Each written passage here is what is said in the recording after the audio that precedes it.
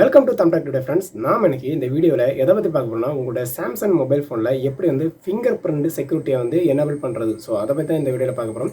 So வாங்க எப்படி உங்களோட சாம்சங் மொபைல் ஃபோனில் ஃபிங்கர் பிரிண்ட்டை வந்து எனேபிள் பண்ணுறது. ஸோ அதை பற்றி தான் பார்க்க போகிறோம். ஸோ வாங்க வீடியோக்குள்ளே போயிடலாம்.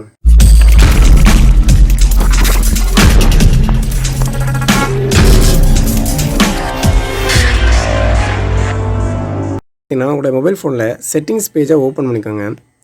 அந்த செட்டிங்ஸ் பேஜை ஓப்பன் பண்ணி கீழே வரும்போது பார்த்தீங்கன்னா பயோமெட்ரிக் அண்ட் செக்யூரிட்டி அந்த மாதிரி ஒரு ஆப்ஷன் கொடுத்துருப்பாங்க. அதை கிளிக் பண்ணிக்கோங்க.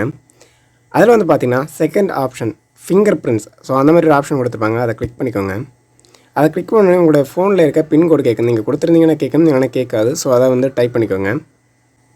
ஸோ டைப் பண்ணதுக்கப்புறம் நெக்ஸ்ட் பேஜ் போயிடும். இதில் வந்து பார்த்தீங்கன்னா ஃபிங்கர் பிரிண்ட் அந்த மாதிரி ஒரு ஆப்ஷன் காமிச்சிட்டு கீழே வந்து கண்டினியூங்கிற ஆப்ஷன் இருக்கும். ஸோ அதை கிளிக் பண்ணிக்கோங்க. அதை கிளிக் பண்ணி பார்த்தீங்கன்னா start with the centre of the finger அந்த மாதிரி கேட்டிருப்பாங்க. கீழே வந்து அந்த ஃபிங்கர் வைக்கக்குள்ளே இடம் வந்துடும். ஸோ அதில் வந்து பார்த்தீங்கன்னா உங்கள் ஃபிங்கரை வந்து அதில் ஜஸ்ட்டு ப்ரெஸ் பண்ணிக்கோங்க.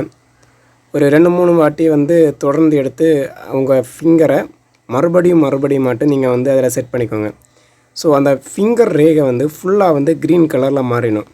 ஸோ அந்த மாதிரி மாறும்போது தான் உங்களுடைய ஃபிங்கர் பிரிண்ட் வந்து அக்செப்ட் ஆகும். இந்த மாதிரி 100% வர வரைக்கும் நீங்கள் வந்து கிளிக் பண்ணிக்கிட்டே இருக்கணும். ஸோ முடிஞ்சதுக்கப்புறம் கீழே வந்து டன்னுங்கிற ஒரு ஆப்ஷன் கேட்கும். ஸோ அதை கிளிக் பண்ணிக்கோங்க. ஸோ டன் கொடுத்தோன்னே பார்த்தீங்கன்னா ஆட்டோமேட்டிக்கலி உங்களோட ஃபிங்கர் பிரிண்ட் வந்து ஆட் ஆயிரும். இப்போ பார்த்துக்கோங்க. ஜஸ்ட் நான் இதை வந்து ஜஸ்ட் லாக் பண்ணிக்கிறேன்.